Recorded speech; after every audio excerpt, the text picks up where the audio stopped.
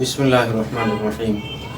আলহামদুলিল্লাহি রাব্বিল আলামিন ওয়াস সালাতু ওয়াস সালামু আলা সাইয়্যিদিল মুরসালিন ওয়া আলিহি ওয়া আসহাবিহি ওয়া আহলি বাইতিহি আজমাইন।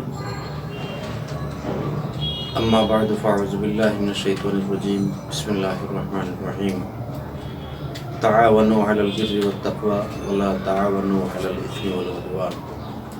وقال تعالى ولنبلونكم بشيء من الخوف والجوع ونقص من الأموال والأنفس والثمرات وبشر الصابرين الذين إذا أصابتهم مصيبة قالوا إنا لله وإنا إليه راجعون صدق الله العظيم। বাংলা ভিউ টিভি চ্যানেলের নিয়মিত অনুষ্ঠান, সাপ্তাহিক ইসলামিক অনুষ্ঠান হেরার জ্যোতি, যারা দেশ বিদেশ থেকে আমাদের অনুষ্ঠান উপভোগ করছেন, দেখছেন, সবাইকে বাংলা ভিউ পরিবারের পক্ষ থেকে জানাই আন্তরিক মোবারকবাদ। সম্মানিত দর্শকবৃন্দ, প্রতিদিনের ন্যায় আজকেও ইনশাআল্লাহ আপনাদের সামনে আমরা বর্তমান বিশ্বে ছড়িয়ে ছিটিয়ে এবং সবচেয়ে বড় সমস্যা যে করোনা ভাইরাস, সেই করোনা ভাইরাস বিষয়ে আপনাদের সাথে আমরা আলোচনা করব। এই আলোচনা পেশ করার জন্য আমাদের স্টুডিওতে আমন্ত্রণ জানিয়েছি বিশিষ্ট আলেমে দ্বীন, সিলেট নগরীর ঐতিহ্যবাহী আম্বরখানা জামে মসজিদের পেশ ইমাম ও খতিব হযরত মাওলানা মুফতি হাফিজ জিয়াউর রহমান সাহেব দামাত বারাকাতুহুল আলিয়া। হযরত, আপনি ভালো আছেন? আলহামদুলিল্লাহ। আসসালামু আলাইকুম। তো আপনি আমাদের আজকে এখানে আসছেন, কষ্ট হয়েছে? আচ্ছা আচ্ছা, মাশাআল্লাহ। তো আজকে আমরা যে বিষয়ে আলোচনা করব, করোনা ভাইরাস। এই করোনা ভাইরাসটা হচ্ছে একটা রোগের কিছু উপসর্গ, কিছু রোগের কিছু আলামত, যে আলামতগুলা আমরা শনাক্ত করি বিভিন্ন টেস্টের মাধ্যমে বিভিন্নভাবে। তো সেই করোনা ভাইরাসের যে রোগ, সেই রোগটির নাম হচ্ছে কোভিড। এই রোগটি আজ থেকে প্রায় 20 বছর আগে শুরু হয়েছিল এশিয়ার একটি দেশ থেকে। তখন এই রোগের নাম দেওয়া হয়েছিল সার্স। এর পরবর্তীতে আবারও এই ভাইরাসগুলো দেখা দিয়েছিল, তখন তার নাম দেওয়া হয়েছে নতুনভাবে মার্স। আর 2019 সালে এটা চীনের ওহান প্রদেশে যখন দেখা দিল, তখন এর নাম দেওয়া হইল কোভিড বা করোনা ভাইরাস।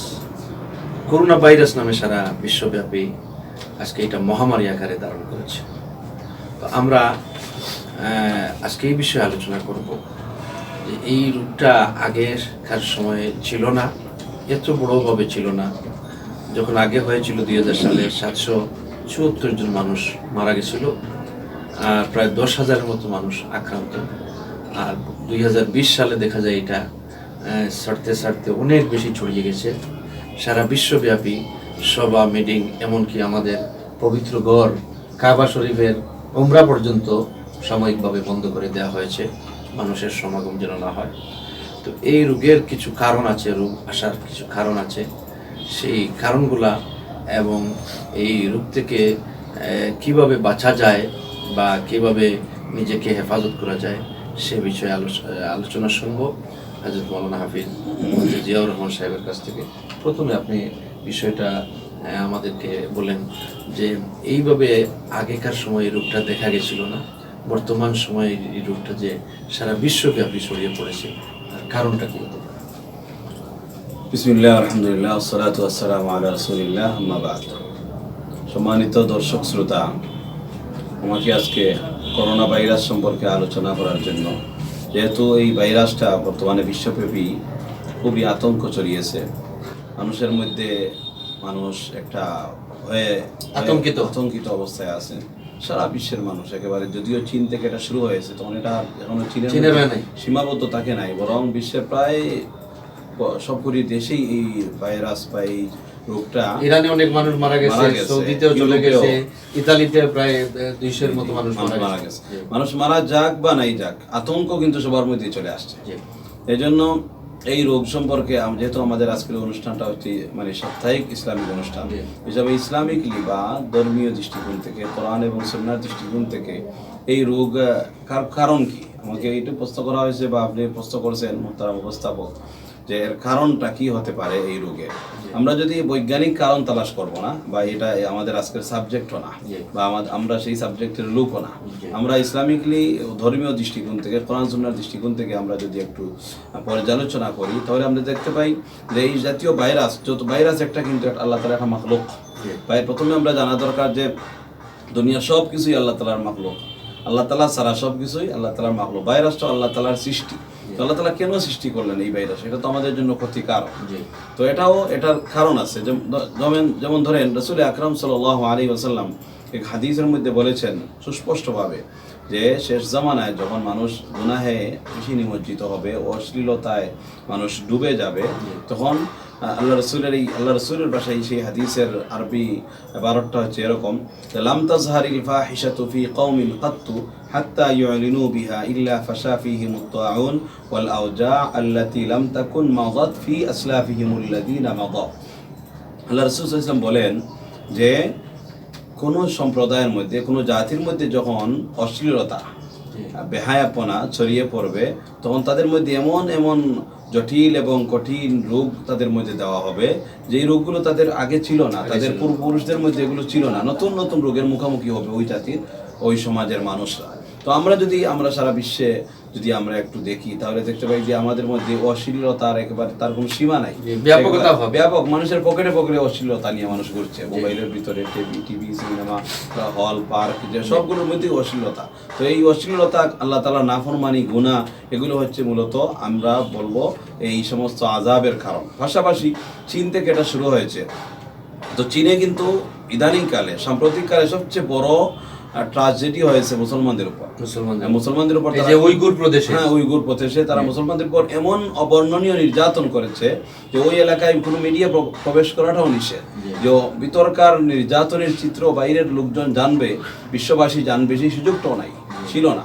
এরকম ভাবে আর এত মানে অবর্ণনীয় নির্যাতন করেছে মুসলমানদের উপর তারা, যে এটার মানে পিছনের ইতিহাসকে তারা একেবারে ফেল করে ফেলেছে। হ্যাঁ, পিছনের ইতিহাস এর কোনো নজির নাই নির্যাতন, এমনভাবে নির্যাতন করা হয়েছে। তো আল্লাহ রাব্বুল আলামিন দেখলেন যে তার তাওহীদবাদী মুসলমানদের উপর এত নির্যাতন আসলো, আল্লাহ তাআলা একটা ভাইরাস তাদেরকে দিলেন। আর ওই ভাইরাসের মাধ্যমে আমাদেরও এখানে কিন্তু আরেকটি বিষয় আমরা শুনেছি, যে চীনে মুসলমানদের উপর এই ভাইরাসটা সংক্রমণ হয়নি, আমরা শুনেছি। জানি না সত্য মিথ্যা, বাকি মুসলমানদের উপর হয় নাই এটা আমরা শুনেছি এবং নির্ভরযোগ্য সূত্রে শুনেছি। তাহলে বোঝা গেল আমাদের এখান থেকে আরেকটা সুসংবাদ বা আরেকটা আশ্বস্ত হওয়ার বিষয় হলো যে মুসলমানরা যারা ইমানের উপর থাকবে, তাওহীদের উপর থাকবে, আমলের উপর থাকবে, আশা করা যায় আল্লাহ তাআলা তাদের উপর কি এই ভাইরাস দিয়ে দিবেন না ইনশাআল্লাহ। তো যাই হোক, আমরা আপনার কাছ থেকে জানতে পারলাম যে যখন কোনো জাতি, কোনো সম্প্রদায় সব রকমের গুনার মাত্রা ছড়িয়ে তারা নতুন একটা নিমজ্জিত হয়, নতুনভাবে মানে এটা শুরু করে, তখন আল্লাহ পাক রব্বুল আলামিন তাদেরকে শাস্তি হিসাবে এটা দেন। তো যখন কোনো সম্প্রদায়ের উপর শাস্তি আসে, কেবলমাত্র যে এক জাতির উপর আসে এইটা কিন্তু না। এখানে এক হাদিস শরীফের মধ্যে বলা হয়েছে, কারোর সামনে যদি কোনো রকমের অন্যায় অবিচার করা হয় আর সে যদি এই এলাকায় তার প্রতিবাদ না করে, তাহলে কিন্তু ওই শাস্তিটা তার উপরে আসবে। আমরা মনে করি যে মুসলমানদের উপরে তার প্রভাব পড়তেছে, আর মুসলমানরা আক্রান্ত হচ্ছে বা মানুষ মারাও যাচ্ছে। তার কারণ হইল যে আজকে আমাদের দেশে, আমাদের সারা বিশ্বব্যাপী দেখেন যে অনেক শক্তিধর রাষ্ট্র আছে, মুসলমানদের উপর এইভাবে নির্যাতন হচ্ছে। অন্য হাদিস শরীফের মধ্যে বলা হয়েছে যে সমস্ত মুসলমান একটা বডির নিয়ে, একটা বডির একটা অংশ যদি আহত হয় তাহলে পুরা বডিটাই আহত হয়। কিন্তু আজকে আমাদের মুসলমানদের উপর আক্রমণ করা হচ্ছে। অন্য মুসলমান, আমি আমার সিংহাসন নিয়ে বসে আছি, আমি আমার তখ নিয়ে বসে আছি, আমি কিন্তু তার প্রতিবাদ করছি না। যার কারণে এই প্রতিবাদ না করার কারণে ওই দেশের উপর একজন রাষ্ট্রনায়কের অন্যায়ের কারণে কিন্তু এই রাষ্ট্রের উপরে একটা আল্লাহ তাআলার গজব আসতে পারে। তো মোহতারাম হাজিরিন বা সম্মানিত দর্শক শ্রোতাবৃন্দ, আজকে অশ্লীলতা আমরা যদি বলি, মৌলানা সাহেব বলেছেন যে পকেটে পকেটে আজকে আমাদের অশ্লীলতা, এই যে উলঙ্গ বেহায়াপনা, এগুলাকে কিন্তু আমরা আজকে আর অপরাধ মনে করি না। অশ্লীলতার স্তর হচ্ছে তিনটি। প্রথম নম্বর স্তর হচ্ছে যে একজন পুরুষ হোক আর একজন মহিলা হোক, সে বেপর্দা অবস্থায় চলবে। ইসলামী শরীয়তের শালীন যে পোশাক, সেই পোশাক পরিহার করে নিজস্ব বা পাশ্চাত্য যে ডিজাইনগুলো আছে সেই ডিজাইন নিয়ে উলঙ্গ হয়ে চলাফেরা করবে। দ্বিতীয় স্তর হচ্ছে এই উলঙ্গ হওয়ার কারণে একজন মানুষ মহিলাকে দেখলে, যুবতীকে দেখলে ইভটিজিং করবে, যেটা আমাদের বাংলাদেশের আইনে নিষেধ। তৃতীয়ত হচ্ছে যে এই ইভটিজিং এর পরের স্তর হচ্ছে এবং লাস্ট স্তর হচ্ছে যে যত্রতত্র এই দর্শন হবে। আজকে আমরা দেখছি যে সরকারি অফিস, প্রাইভেট অফিস বা নন সরকারি বেসরকারি অফিসগুলোতে আজকে এইভাবে দর্শন হচ্ছে, ইভটিজিং হচ্ছে, এগুলো পত্রপত্রিকায় চলে আসে, ফেসবুকে চলে আসে। এগুলো শুধুমাত্র আমাদের দেশ না, সারা বিশ্বব্যাপী। চলন্ত গাড়িতে দর্শন করা হয়, রাস্তাঘাটে দর্শন করা হয়, স্কুলের মেয়ে স্কুল ছুটি হয়েছে, সে বাড়িতে আসতে তাকে দর্শন করা হয়। এইভাবে যে গুণাগুলো আজকে ছড়িয়ে পড়েছে, সেই গুনার কিন্তু একটা ভাইরাস আছে। ওই গুনার ভাইরাসটাই হচ্ছে এটা, হ্যাঁ, করোনা ভাইরাস।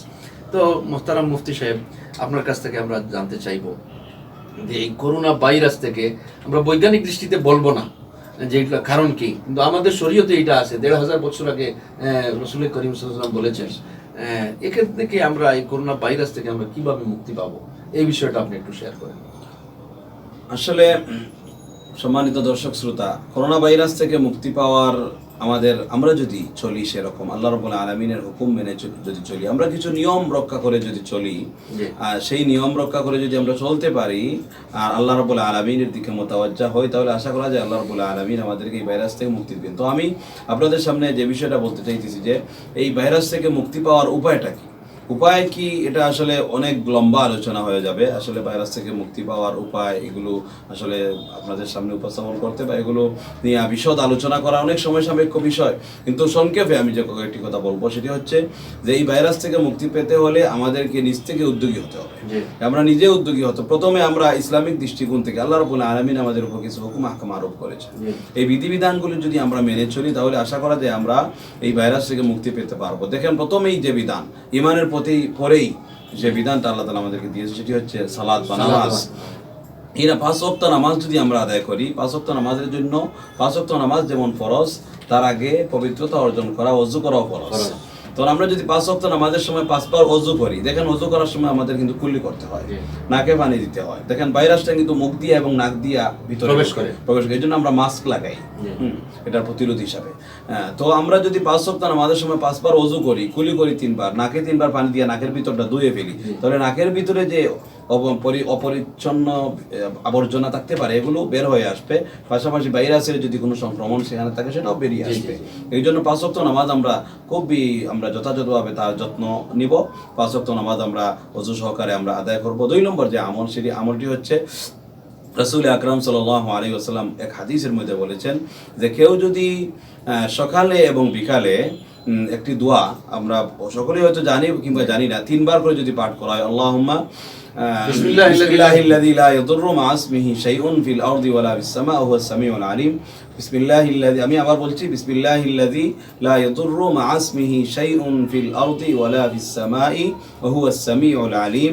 আল্লাহ রাসূল সাল্লাল্লাহু আলাইহি ওয়াসাল্লাম বলেন, কেউ যদি সকাল বিকাল 3 বার করে এই দোয়া পাঠ করে, কোনো জিনিস তাকে ক্ষতি করতে পারবে না, তা কোনো বিপদ মুসিবত তার উপর আসবে না। তো আমরা এই বিপদ থেকে, করোনার বিপদ থেকে বাঁচতে হলে আমরা প্রথমে এই আমলটা করব, এই দোয়াটা আমরা পাঠ করব। সহজ একটা দোয়া। তাছাড়া আল্লাহ রাসূল সাল্লাল্লাহু আলাইহি ওয়াসাল্লাম ব্যাপক অর্থবোধক বিভিন্ন বড় বড় রোগ থেকে প্রতিরোধমূলক বাঁচার জন্য একটি দোয়া আল্লাহ রাসূল আমাদেরকে শিখিয়ে দিয়েছেন। সেই দোয়া হচ্ছে আল্লাহুম্মা ইন্নী আউযু বিকা মিনাল বারাস ওয়াল জুনুন ওয়াল জুজাম ওয়া মিন সাইয়্যিল আসকাম। এই দোয়া, আল্লাহুম্মা ইন্নী আউযু বিকা মিনাল বারাস ওয়াল জুনুন ওয়াল জুজাম ওয়া মিন সাইয়্যিল আসকাম। এই দোয়া যদি আমরা পাঠ করি তাহলে শুধু করোনা ভাইরাস না, আরো বড় বড় রোগ থেকে আল্লাহ রাব্বুল আলামিন আমাদেরকে মুক্তি দান করবেন। আরেকটি বিষয় হচ্ছে, দেখেন আমরা সকাল বিকালের আজকার আমরা জানি, যেমন সকালে আমরা পড়ি আয়াতুল কুরসি, সূরা ইখলাস 3 বার, সূরা ফালাক 3 বার, সূরা নাস 3 বার। এগুলো যদি আমরা সকালে 3 বার করে পড়ি, বিকালে 3 বার করে পড়ি, তাহলে আল্লাহ রাব্বুল আলামিন আমাদেরকে এই সমস্ত বিষয় থেকে মুক্তি দিবেন। কারণ আল্লাহ রাসূল বলেছেন যে এগুলোর উপর যদি কেউ আমল করে তাকে কোনো জিনিস কোনো ক্ষতি করতে পারবে না। তাছাড়া আমরা আরেকটা বিষয় হতে পারে যে আল্লাহ রাসূল সাল্লাল্লাহু আলাইহি ওয়াসাল্লাম আমাদেরকে পরিষ্কার পরিচ্ছন্নতার শিখিয়েছেন, সাহাবায়ে কেরামকে শিখিয়েছেন।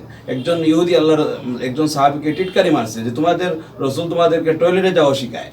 তখন ওই সাহাবী হযরত সালমান ফারসি রাদিয়াল্লাহু তাআলা আনহু তিনি বললেন, হ্যাঁ আমার রাসূল আমাকে সব কিছু, ইসলামের রোল, ইসলামের নিয়ম এটা, যে ইসলাম পূর্ণাঙ্গ জীবন ব্যবস্থার নাম। আমার রাসূল আমাকে টয়লেটে কিভাবে যেতে হয়, টয়লেটে যাওয়ার আগে কি দোয়া পড়তে হয়, বাইরে হয়ে কি দোয়া পড়তে হয়, কিভাবে পরিচ্ছন্নতা অর্জন করতে হয়, সেটা আমার রাসূল আমাকে শিখিয়েছেন। ইসলামের শিক্ষা এটাই যে আমরা পরিষ্কার পরিচ্ছন্ন থাকবো। আমরা শুধু ইসলামের শিক্ষা না, সব ধর্মে আমরা দেখতে পাই যে পরিষ্কার পরিচ্ছন্নতা হচ্ছে গুরুত্বপূর্ণ একটি বিষয়। এবং আল্লাহ রাসূল বলেছেন আত-তুহুরু শাতরুল ঈমান, যে পবিত্রতা হচ্ছে ঈমানের অংশ, ঈমানের অঙ্গ, ঈমানের অর্ধেক, এগুলো বলা হয়েছে। তো আমরা পবিত্রতা যদি সবসময় যদি পরিচ্ছন্ন থাকি, হাত মুখ সবসময় ধুই, প্রতিদিন আমরা কাপড় চোপড়গুলো ধুই, আমাদের বাচ্চাদেরকে যদি যত্ন সহকারে পরিচ্ছন্ন রাখি, তাহলে আশা করা যায় আল্লাহ রাব্বুল আলামিন এই রোগগুলো থেকে আমাদেরকে মুক্তি দান করবেন। আরেকটি বিষয় হচ্ছে আমাদের আকীদার সাথে সম্পর্ক। সেটি হচ্ছে দেখেন, রোগ বালাই যা কিছু আছে, যে কোনো সংক্রামক ব্যাধি, ভাইরাস, যে কোনো কিছুই হোক না কেন, এগুলো আল্লাহ তাআলা দেন। আমাদেরকে বিশ্বাস রাখতে হবে যেগুলো আল্লাহ তাআলার পক্ষ থেকে দেওয়া হয়, আল্লাহ তাআলা আমাদেরকে দেন। এই যে ভাইরাস, আমরা বলি যে একজন থেকে আরেকজন চলে যায়, একজন থেকে আরেকজন চলে যায়। দেখেন, যদি এই রোগটা যদি সম্পূর্ণ ছোঁয়াচে থাকতো, তাহলে কিন্তু দুনিয়ার কোনো মানুষ এই রোগ থেকে বেঁচে থাকতে পারতো না, কারণ তার শ্বাসটাও তো সারা দুনিয়া ছড়াইতেছে। আমি যে শ্বাস ফেলতেছি, এই শ্বাসটাও সারা দুনিয়া ছড়াইতেছে, কিন্তু আমাদের উপর তো ভাইরাস আসছে না। তাহলে বোঝা গেল যে এটা ছোঁয়াচে থাকতে পারে, কিন্তু এই ছোঁয়াচে থাকাটাও আল্লাহর হুকুমের ভিতরে, আল্লাহর হুকুমের ভিতরে। আল্লাহ তাআলা যদি হুকুম করেন তাহলে অন্যের কাছে রোগটা যাবে, আল্লাহ যদি হুকুম না করেন তাহলে অন্যের কাছে রোগটা যাবে না। এই জন্য আমরা এটা আমাদেরকে খুব ভালো করে আমাদের এই আকীদা শুদ্ধ করে নিতে হবে যে সব রোগ আল্লাহ তাআলার পক্ষ থেকে হয়, কোনো বান্দার পক্ষ থেকে না। এই জন্য আল্লাহ আমাদের কাছে উপরে যদি কোনো রোগ আসে, তাও আল্লাহ তাআলার পক্ষ থেকে। আমরা যদি রোগ থেকে বেঁচে থাকি, সেটাও আল্লাহ তাআলার পক্ষ থেকে। মোহতারাম মাওলানা সাহেব, আপনি অত্যন্ত সুন্দর বলেছেন। হাদিস শরীফে এই বিষয়টা বলা হয়েছে যে যদি কোনো এলাকায় এইভাবে কোনো মহামারী দেখা দেয়, তাহলে এই এলাকার মানুষ যেন বাহিরে কোনো জায়গায় না যায়। হ্যাঁ, তার কারণ হইলো যে হয়তো এই জায়গা থেকে ভাইরাসগুলা নিয়ে অন্য জায়গায় ছড়াইতে পারে। এই জন্য বলা হয়েছে যে না ভাগার জন্য, পলায়ন না করার জন্য। কিন্তু পলায়নের কথা এই জন্য বলা হয়েছে যে মানুষ হয়তো ভয়ভীতির কারণে অন্যত্র চলে গেলে মনে করবে যে আমাকে এই রোগ মুক্তি দিবে বা এই রোগ থেকে আমি হেফাজতে থাকবো, কিন্তু না, এইভাবে না। আরেকজনকে আক্রান্ত করার সুযোগ রয়েছে অন্য জায়গায় যদি কোনো এলাকার মানুষ যায়।